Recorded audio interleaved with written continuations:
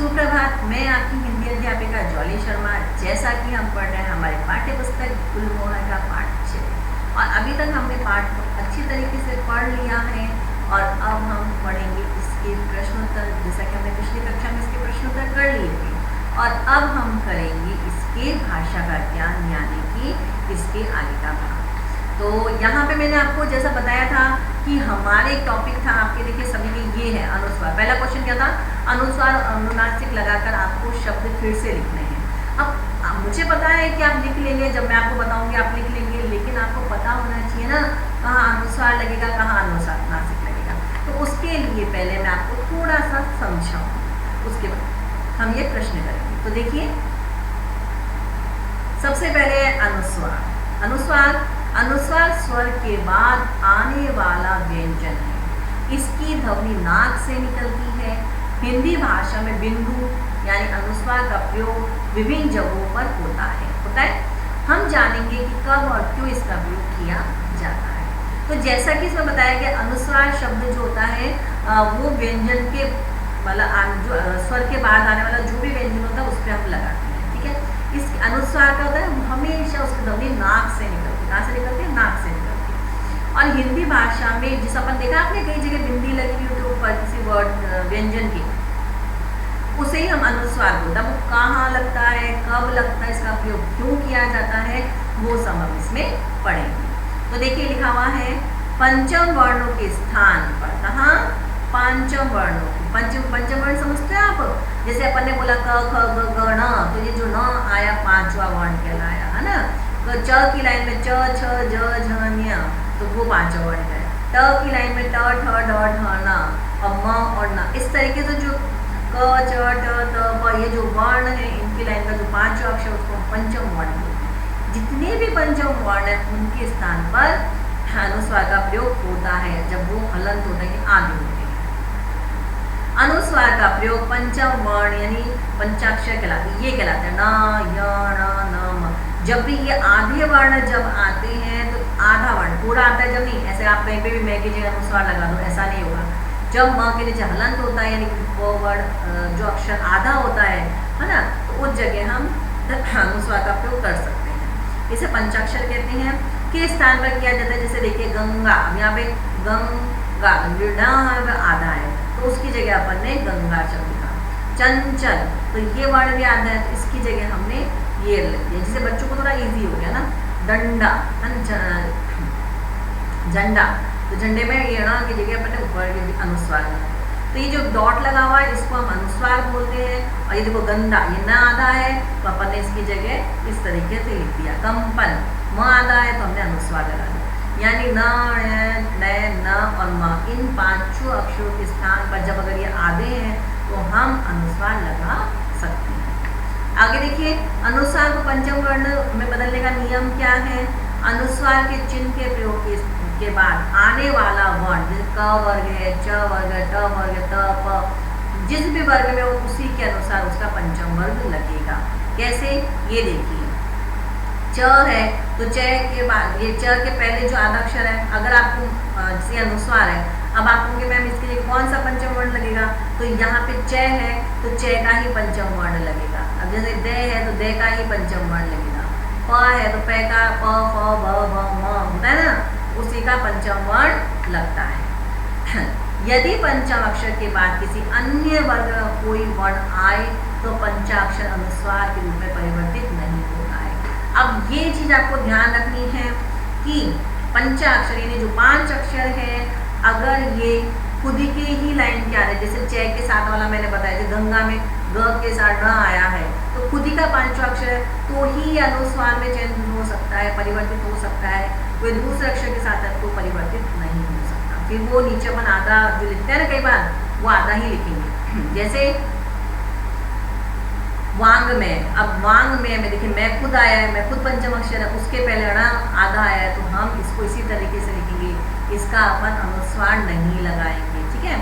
अन्य शब्द में न है उसके बाद य आया है ना, जबकि न किस लाइन का पंचम वर्ण है? त की लाइन का पंचम वर्ण है, इसलिए यहाँ पे भी आप अनुस्वार नहीं लगाएंगे, है ना। चिन्ह में यानी चिन्ह में म आया, वही उन्मुख में भी म आया तो ये खुद भी पंचम अक्षर है। तो कहने का मतलब ये है वाङ्मय, अन्य, चिन्मय, उन्मुख आदि शब्द को हम वामे, अयम, चियम, उन्मय इस तरीके से नहीं लिखेंगे, है ना। वो यूं ही पूरा जो आद्याक्षर वो आद्याक्षर आएगा, अनुस्वार नहीं में होगा, ठीक है। फिर पंचम वर्ग यदि द्वित्व रूप में दोबारा आए तो पंचम वर्ण अनुस्वार में परिवर्तित नहीं होता। अब ये बता रहे कहाँ हम अनुस्वार में नहीं परिवर्तित करेंगे, है ना। जैसे देखिए प्रसन्न में न और न दोनों एक साथ आए हैं, तो ये अनुस्वार में हम नहीं बदलेंगे, इसको हम आधा ही लिखेंगे, है ना। अन्न है, सम्मेलन है, तो हमको इनको इसी तरीके से लिखेंगे। हम इसको अगर प्रसन्न, अन्न, सम्मेलन ऐसे नहीं लिख सकते। तो ये नियम आपको बता रहा है कि हमको अनुस्वार का प्रयोग कहाँ करना चाहिए और कहाँ नहीं करना चाहिए। तो ये हमको बता रहे हैं कि अगर पंचवा अक्षर, दो अक्षर एक जैसे एक साथ आते हैं तो कभी भी वो अनुस्वार यानी डॉट में परिवर्तित नहीं होगा, वो गलत हो जाएगा, ठीक है। जिन शब्दों में अनुस्वार के बाद य, र, ल, व, ह आए तो वहाँ अनुस्वार अपने मूल रूप में ही रहता है, यानी वो आधा वर्ण ही रहता है, अनुस्वार में परिवर्तित नहीं होता है। जैसे अन्य में ये आ गया, कन्हैया, तो ये न आधा ही रहेगा, हम इसका अनुस्वार यानी डॉट नहीं लगा सकते, ठीक है। इसी तरह यदि य, र, ल, व अंतःस्थ व्यंजन श, श, स, ह से पहले आने वाले अनुस्वार में बिंदु के रूप में प्रयोग किया जाता है, क्योंकि ये व्यंजन किसी वर्ग में सम्मिलित नहीं है, है ना। अब यहाँ पे ये कह रहे हैं कि कुछ व्यंजन ऐसे जैसे ना म हुआ, ये अगर पहले आ रहे हैं, अगर म ये अनुस्वार वो पहले आ रहा है तो हम उसको अनुस्वार लगाएं। जैसे सम, संशय, सम्य, है ना, संहार, संसार, तो यहाँ पे हम हमेशा अनुस्वार लगाएं। अब अनुनासिक क्या होता है, ये तो हमने पढ़ा था अनुस्वार। अनुस्वार यानी डॉट, यानी जो नाक से बोले जाते हैं, जबकि अनुनासिक चंद्र होता है, एक चांद बना होता है, उस पर एक छोटा सा बिंदु होता है जिसे हम चंद्र बिंदु भी कहते हैं। तो ये देखिए अनुनासिक स्वरों के उच्चारण में मुख से अधिक तथा नाक से बहुत कम सांस निकलती है। इन स्वरों पर चंद्र बिंदु का प्रयोग होता है, जो कि शिरोरेख के ऊपर लगाया जाता है, यानी कि जो लाइन होती है लाइन के ऊपर लगता है। और जो अनुनासिक शब्द होते हैं वो मुंह से और नाक से दोनों से बोले जाते हैं, दोनों से इनका प्रयोग होता है। मुंह से ज़्यादा होता है, नाक से कम होता है, जबकि अनुस्वार हमेशा नाक से बोले जाते हैं। आधे व्यंजन होता है, पंचम अक्षर होता है, नाक से बोले जाते हैं, ठीक है। अब यहाँ देखिए जैसे आम, तो आम मुंह से भी निकला और नाक से भी आवाज, आम, माँ, गाँव, आया आवाज, मुंह से और नाक से दोनों से आता है। उसका चिन्ह कहाँ लगता है, जो शिरोरेख होती है, ये जो लाइन होती है उसको शिरोलेख बोलते हैं, इसके ऊपर ये चिन्ह लगता है। आगे देखिए अनुनासिक के स्थान पर बिंदु का प्रयोग। अनुनासिक के स्थान पर हम क्या करेंगे, बिंदु का प्रयोग। कई कई जगह आते हैं कि हम अनुनासिक की जगह अनुस्वार लगा देते हैं, बिंदु मतलब अनुस्वार का प्रयोग करते हैं। कहाँ करते हैं वो भी हम देखते हैं। जब शिरोलेख के ऊपर स्वर की मात्रा लगी हो तब सुविधा के लिए चंद्र बिंदु के स्थान पर बिंदु का प्रयोग होता है। जैसे मैं, अब यहाँ पे मैं के ऊपर जो ये चंद्र बिंदु ही है, लेकिन यहाँ पहले से मात्रा लगी है, इसलिए इन्होंने चंद्र बिंदु को बिंदु में परिवर्तित कर दिया। जैसे बिंदु, गोंद इत्यादि। अब अनुनासिक अनुस्वार में क्या अंतर है वो हम एक बार देख लेते हैं। अनुनासिक स्वर अनुस्वार स्वर मूल रूप से व्यंजन है। इनके प्रयोग में कारण कुछ शब्दों के अर्थ में अंतर आ जाता है। केवल इनके अगर अपन इसको अंतर करेंगे ना तो हमको पता चलेगा। जैसे हंस है, हंस नाक से आ रहा है यानी अनुस्वार। हंस एक जल पक्षी है और वहीं हमने चंद्र बिंदु लगा दिया, अनुनासिक लगा दिया। हंस, हंस यानी हंसने की क्रिया, हंस, है ना, हंस और हंस। तो हंस आप बोल के देखिए, आपको पता चलेगा। हंस में नाक से पूरी ध्वनि आ रही है, हंस, और हंस, हंस में मुंह और नाक दोनों का प्रयोग हो रहा है। तो यही फर्क है अनुनासिक, क्योंकि शब्दों में भी अर्थ परिवर्तन कर देता है। अब हम इसको फिल करेंगे भाषा के ज्ञान का पहला प्रश्न हम लिखेंगे। तो सबसे पहले देखिए क्वेश्चन पढ़िए, अनुस्वार और अनुनासिक लगाकर शब्दों को फिर से लिखना। ये आपके ना एग्जाम में भी आएंगे, इसलिए ध्यान से करिएगा, ओके। अब अधिकांश क्या है, अधिकांश क्या है, कांश, है ना। तो इसमें 5 अक्षर आ रहा है, कांश, क का पंचम वर्ड, इसलिए हम क्या लगाएंगे, अनुस्वार, बिंदी लगेगी क के ऊपर। फिर है ख देखिए, चिंता, चिन्हता, आधा न संग है, आधा नहीं का, चिंता। तो आप चाहो हो तो ची आधा न और ता लिखोगे तो भी सही है। उसके स्थान पे आप अगर चिंता लिखोगे, अनुस्वार लगा दोगे तो भी सही है। फिर स्वयं, स्वयं म हलंत है, लास्ट में है, तो आप जिस संस्कृत में हलंत लास्ट में होता तो अपन अनुस्वार लगा देते, वैसे ही अनुस्वार लग जाएगा। फिर देखो आंकड़ा, आंकड़ा, तो यहाँ पे नाक और मुंह दोनों से आवाज आ रही है, आंकड़ा, आंकड़ा और आंकड़ा, तो यहाँ आएगा चंद्र बिंदु। क्या आएगा? चंद्र बिंदु। पहुंच, पहुंच, पहुंच, तो ह नाक और मुंह से दोनों से आवाज है, तो क्या लगाएंगे? अनुनासिक, यानी चंद्र बिंदु है के ऊपर। वायुमंडल, मंडल में पांचवा वर्ण आता है ड, क क ग ड ना, ड आता है, तो क्या आएगा? वायुमंडल। संधि, आप देखो इसमें दोनों का प्रयोग हुआ है, इसमें अनुस्वार का भी प्रयोग हुआ है और अनुनासिक का भी प्रयोग हुआ है। संधि, स आधा न है, तो आधा न भी पंचम वर्ण ऊपर चला जाता है, संधि है ना, और या है, या तो चंद्र बिंदु आएगा, तो संधियां दोनों का प्रयोग हुआ है। कितना अच्छा उदाहरण है ना।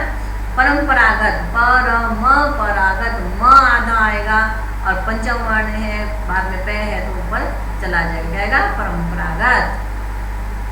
अब इसके बाद देखिए, उचित शब्द चुनकर रिक्त स्थानों की पूर्ति कीजिए, है ना। तो इसमें क्या आएगा?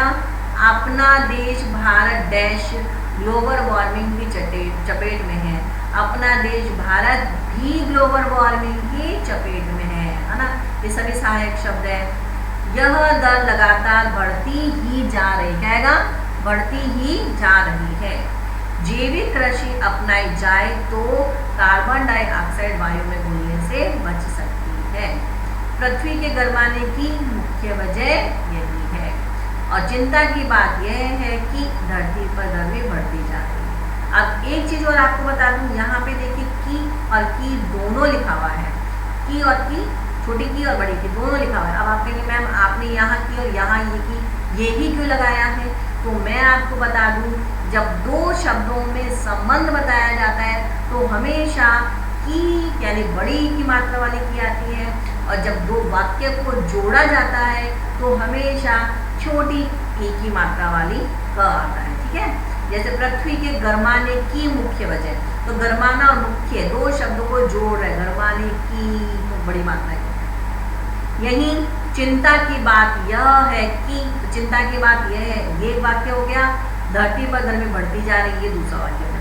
इनको जब हम जोड़ रहे की के द्वारा तो हमेशा छोटे ई की मात्रा वाला की आएगा। ठीक है, अब इससे अगला प्रश्न एक और लास्ट हमारे बचा है, जिसके अंदर हमको र से संबंधित प्रश्न है, तो वही मैं आपको वापस एक थोड़ा सा र से संबंधित चीजें समझा देती हूँ, उसके बाद हम फिर वो करेंगे। तो देखो र होता है, र का भी हमारी हिंदी में बहुत महत्व स्थान है। र कभी आपने देखा है, कभी तो र ऊपर लग जाता है, कभी र बूटा लाइन के अंदर आता है, कभी र नीचे लग जाता है। तो है क्या ये र, है ना। तो हम वो ही चीज समझिए, ध्यान से समझिएगा। हिंदी वर्णमाला में र वर्ण का विशेष स्थान है, क्योंकि इसका प्रयोग लिखने में कई तरीके से किया जाता है। हम र वर्ण के अनेक रूपों को बारे में उदाहरण द्वारा जानेंगे। ठीक है, संयुक्त रूप से र वर्ण का उच्चारण 3 तरीकों से होता है। 3 तरीके से कैसे होता है? जैसे एक तो र पूरा आ रहा है, जैसे ना एक र जो ऊपर चढ़ता है, अपने पास वाले वर्ण के ऊपर चला जाता है, उसको हम बोलते हैं रेफ। क्या बोलते हैं? रेफ। ये देखिए रेफ यानी जैसे पर्व, तो पर्व में र ऊपर आया, तो जो र ऊपर चला गया वो कहलाता है आपके रेफ। पाई वाले व्यंजनों के साथ, पाई वाले व्यंजन कौन से होते हैं? जिसके बीच में से लाइन होती है या लास्ट में लाइन होती है। जैसे देखिए क के बीच में लाइन है, म के लास्ट में लाइन है ना। तो ऐसे जो वर्ण होते हैं उनको क्या बोलते हैं हम? पाई वाले व्यंजन। उसमें कहा जाता है र नीचे लटक जाता है। ठीक है, और बिना पाई वाले व्यंजनों में र इस तरीके से आता है। समझ में आया आप सभी को? तो हम ये तीनों को अच्छे से समझेंगे, उसके बाद हम इसका उदाहरण करेंगे। तो आप देखिए, शब्द के बीच में पढ़ते समय, अब सबसे पहले हम रेफ करेंगे। ठीक है, शब्द के बीच में पढ़ते समय जब र वर्ण के साथ कोई स्वर नहीं होता, तब उसके ठीक बाद वाले व्यंजन के ऊपर रेफ लगाया जाता है, जैसे धर्म, है ना। अब देखिए यहाँ पे धर्म, अगर अपन इसको अलग अलग करेंगे तो ध पूरा है, ध के अंदर अ है, फिर र आधा है, फिर म है। यानी जब र आधा होता है तो र हमेशा अपने बाद वाले व्यंजन के ऊपर चला जाता है। बिल्कुल सिंपल सी चीज है। र आधा है तो आप उस र को बाद वाले व्यंजन के ऊपर लगाना, ठीक है। जैसे धर्म, इस शब्द में बिना स्वर वाला र, यानी ये स्वर बिना स्वर का र है, उसके बाद म आ रहा है तो हम रेफ लगा देंगे म के ऊपर। जैसे कार्य, तो यहाँ पे भी र आधा है तो हम इस पे य के ऊपर ये रेफ लगा देंगे। अब जो अर्ध र या रेफ शब्द के ऊपर लगता है उसका उच्चारण हमेशा उस व्यंजन ध्वनि से पहले होता है। अब जो भी अपन रे ऊपर लगा रहे हैं ना, उसका उच्चारण हमेशा पहले ही होता है, भले ही आधा हो पर उसका उच्चारण पहले हुआ। जैसे धर्म, तो अगर इसको अपन अलग अलग बोलेंगे तो धर्म, धर्म अपन एक साथ बोलते हैं, यानी र का साउंड आधा आ रहा है, यानी उसमें कोई स्वर नहीं है, तो वो बाद वाले व्यंजन के ऊपर चला जाएगा। इसके बाद है पाई या बिना पाई वाले व्यंजनों के साथ र का प्रयोग। जो पाई वाले व्यंजन है, जो बिना पाई वाले व्यंजन है, उनके साथ र का प्रयोग। जब र से पहले, अब देखिए वहां हमने रे पढ़ा था, उसमें र आधा होना चाहिए था, लेकिन पाई और बिना पाई वाले रे में र पूरा होना चाहिए, उसका पहले वाला जो व्यंजन है वो आधा होना चाहिए, ठीक है। तो यहाँ देखिए, जब र से पहले प्रयुक्त व्यंजन बिना स्वर का होता है, यानी आधा होता है, तो उसका उच्चारण प्रयुक्त वर्ण के बाद होता है। र से पहले पूरा वर्ण लिखा जाता है और र, अब देखिए अपन क्या करेंगे, र लिखने का तरीका बदल जाता है। जैसे कोई भी शब्द है वो पूरा लिखा जाएगा और र को ही हम परिवर्तित करके नीचे लगा देंगे, ठीक है। र से पहले पूरा वर्ण लिखा जाता है और र लिखने का रूप बदल जाता है। ऐसी स्थिति, अब फर्क केवल पाई और बिना पाई वाले व्यंजन का प्रयोग में ही होता है। पाई मतलब जिसमें स्टैंडिंग लाइन है और जिसमें नहीं है। पाई वाले व्यंजनों के बाद अगर र है तो कैसे लगाएंगे वो हम पढ़ते हैं, ठीक है।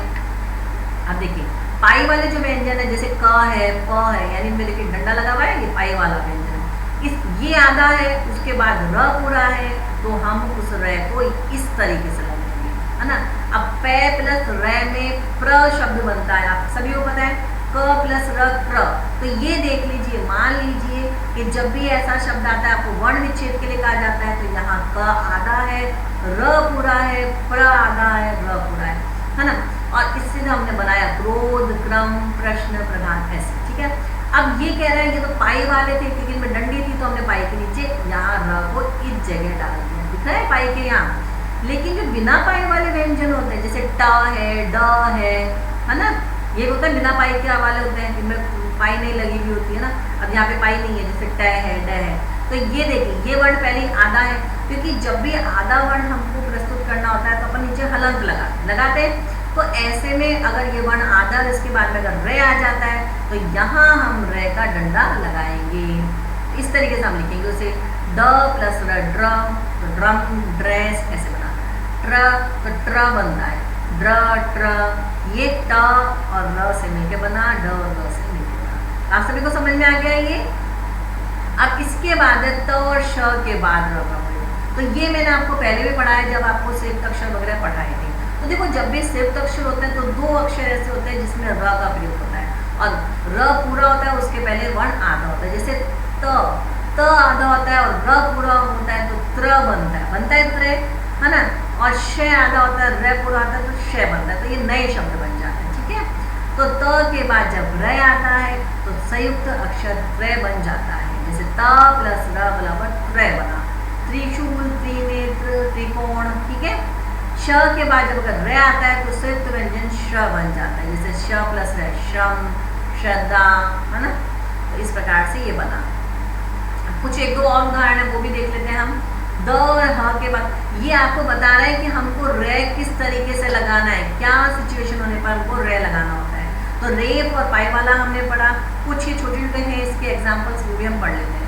द के बाद जब रे आता है तो द के नीचे पाई, वही पाई वाले में ही आएगा ये, है ना। ये पाई वाले में आएगा क्योंकि यहाँ पे भी कहीं ना कहीं ये पाई के जैसा हो गया चिन्ह, ना। द्रव्य, दरिद्र, ये बना। ह के साथ जब रे आता है तो ये बहुत काम की चीज है, इस तरीके से अंदर की ओर लगता है। हम ह में पाई के रूप में लगाते हैं, जैसे हस्व, हद्र, हस्व, हास, ह के साथ र लगा हुआ है, इस तरीके से। यानी जब है ऐसा बना हो तो समझ जाइए कि है के साथ र भी है। अब र और री के अंदर क्या अंतर है? बिल्कुल अंतर है। जो र है वो एक सीधी लाइन में जाता है, जब री होता है उसकी मात्रा ऐसे कर्व में लगती है ना, तो ये फर्क है। र और री की मात्रा में बहुत अंतर है, लेखन के साथ साथ उच्चारण में भी दोनों में अंतर होता है। अक्सर लोग इसमें गलतियां कर देते हैं, किस तरीके से वो देखते हैं। जैसे क के नीचे अगर री लगाते हो तो क्री बनता है, क्या बनता है, क्री, कृपा, कृष्ण, ठीक है। और क और र के नीचे क्र बनता है, क्र और क्री, इसमें फर्क है। री की मात्रा लगती है तो क्री बनता है, क के साथ र होता है तो क्र बनता है, क्रम, क्रिया, क्रमा, इस तरीके से। ओके, तो यहाँ पे ये हमारे एग्जाम्पल्स दे रखे हैं, इसको हम एक बार देख लेते हैं। थोड़ा सा लाइट है पर आप इसको देख लीजिएगा ना। अब देखिए वर्तमान, वर्तमान यहाँ पे हमको रे का प्रयोग करना है।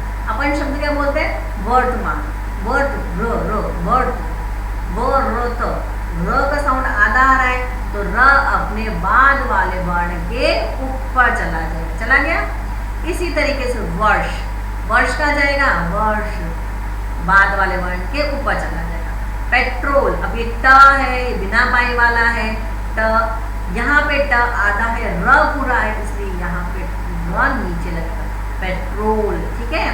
ध्रुव, ये पाई वाला है इसलिए यहाँ पे ध्रुव बनेगा, ठीक है। ग्राम, यहाँ पे भी ग आधा है, र की आधी मात्रा इसलिए यहाँ पे र नीचे आएगा, ग्राम। नाइट्रस, ये भी बिना पाई का है तो इसमें नीचे क्यों लगाएंगे ना। अंटार्कटिका, तो र आधा है इसलिए वो अपने बाद वाले वर्ण के ऊपर चला गया। और लास्ट है समुद्र, ये थोड़ा सा कम प्रिंट में आया है, मैं आपको पीडीएफ में भेजूंगी तो उसमें क्लियर आ जाएगा, ठीक है। तो आपको टेंशन करने की जरूरत नहीं है। वहाँ पे समुद्र है, द के नीचे र आ जाएगा। तो इस तरीके से ये हमारा पाठ यहीं समाप्त होता है। तो मैं ही समाप्त करती क्लास को, आपको जो भी हुआ तो पीडीएफ में मिल जाएगा। और मैं उम्मीद करती हूँ आप सभी को पाठ पढ़ने में बड़ा मजा आया होगा। धन्यवाद।